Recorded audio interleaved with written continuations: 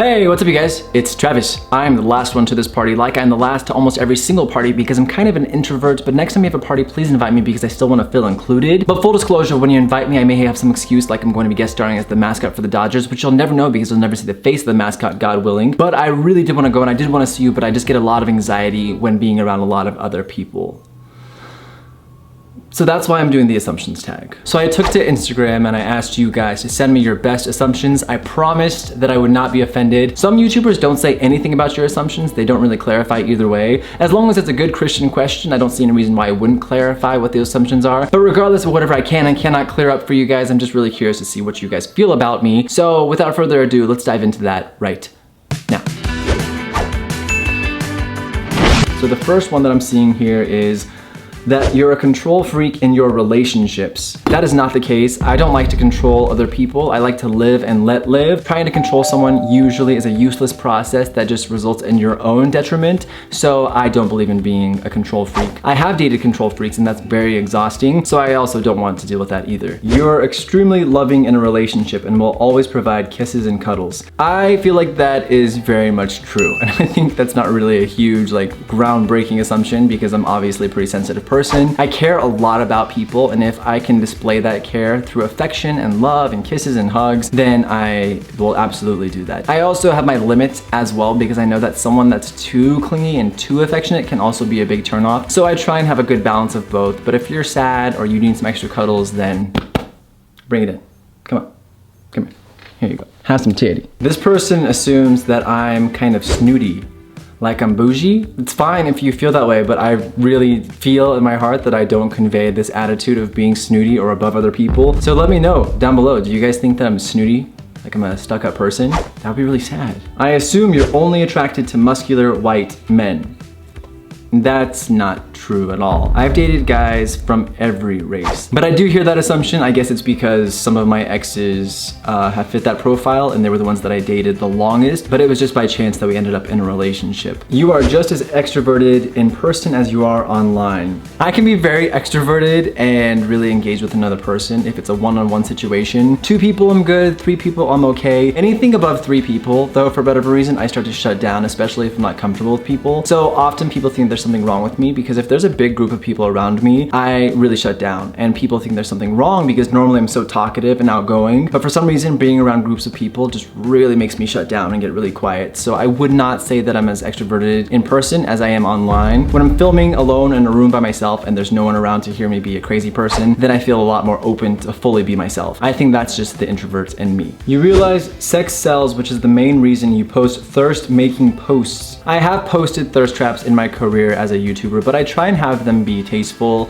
like this photo or this photo or this photo. If they seem creatively inspired or artistic, then I feel a little bit better than those where I'm just like blatantly doing like the come f me face. But as far as doing thirst traps in a tasteful way, yeah, I like them because I feel like it's still quality work that I'm proud of and I'm not really ashamed of that because I don't feel like you should be ashamed of your body and I think it should be okay to share that, especially if you work hard for it. I smell like vanilla.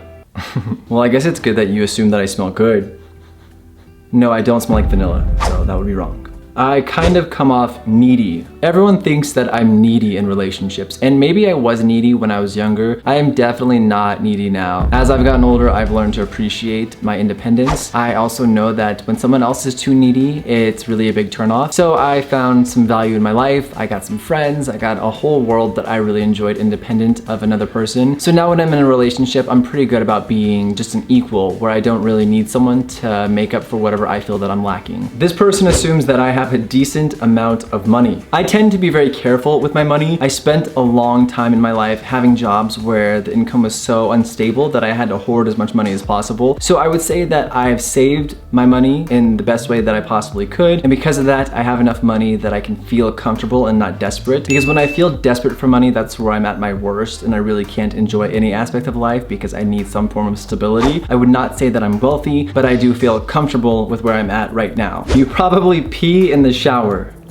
Doesn't everybody? Is that weird? Did I just expose myself? Like most gay guys, you probably ignore and don't find gay disabled guys attractive. Are you kidding me? I think disabled gay guys can be super attractive. I literally put a disabled guy on my vision board that I made recently because I thought it was super sexy and super inspiring. So disabled guys actually turn me on because they inspire me. So that assumption is incorrect. I just have not met a disabled guy that I clicked with to potentially date, but I would definitely not be opposed to that. This person assumes that I hook up with every guy that I meet. I do not put sex on a pedestal. I used to when I was younger. I'm pretty open-minded about sex. If it feels right, I'm okay with going for it. I'm okay with talking about it, and I don't really have any judgment against people who do have sexually active lifestyles. With that said, I'm not a super sexually active person. As I get older and the more experience I've had with guys, the physical, beautiful thing only goes so far. So I need to have some kind of connection to really enjoy the sexual experience. Otherwise, it's really an empty process. I don't need to be getting married to you, but I don't like to have sex with anyone just for the sake of having sex, which is why I don't do it very often. I assume that you are really unhappy now that you don't have a boyfriend. That is incorrect. I do not have a boyfriend, and I'm probably the happiest I've been in a very long time. When I'm in a relationship, my personal life starts to dwindle. It's almost like a relationship blocks the sun to stop my plant of life from growing. Wow, that was deep. But for some reason, not having a relationship opens up so much more space in my life for other opportunities that my life just seems to flourish. So I'm definitely not sad that I don't have a boyfriend right now. I am sad, I guess, that my relationship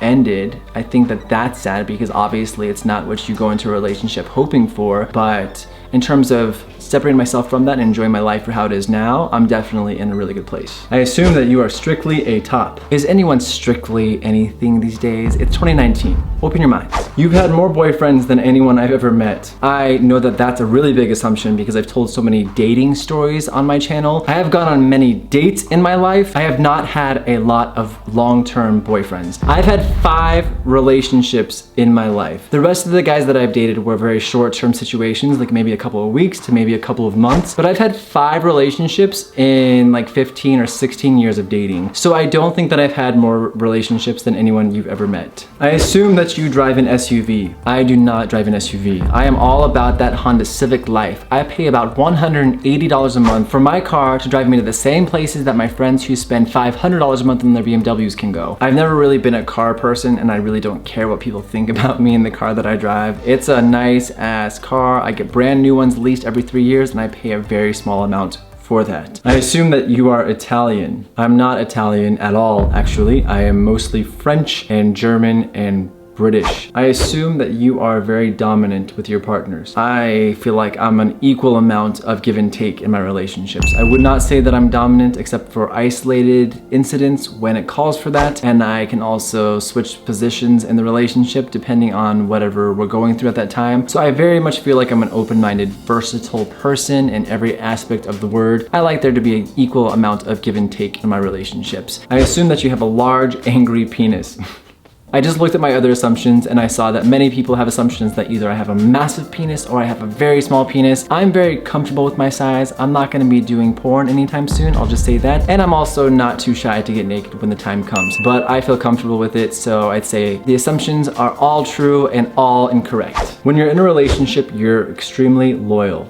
I am extremely loyal, almost to a fault. I think part of my problem that I'm still working through is knowing when to call it quits, because I see myself as someone who likes to work through the hard times to enjoy the good. But sometimes it's not just hard times you're going through, it's just complete incompatibility and you're actually harming each other and yourselves by staying. So I often will stick it out till the bitter end when the other person has no choice but to leave. And I realize in hindsight that it might have been a smarter decision to leave a lot sooner than I did. That's something that I'm working on because it's hard for me to leave because of my loyalty and because of my commitment. I really see things through. I don't feel like a lot of people do that as much these days, which I wish there was more loyalty and commitment, but I also think that there should be a line for that and you should really assess whether or not this is actually something that's going to work. So yes, short answer, I am loyal.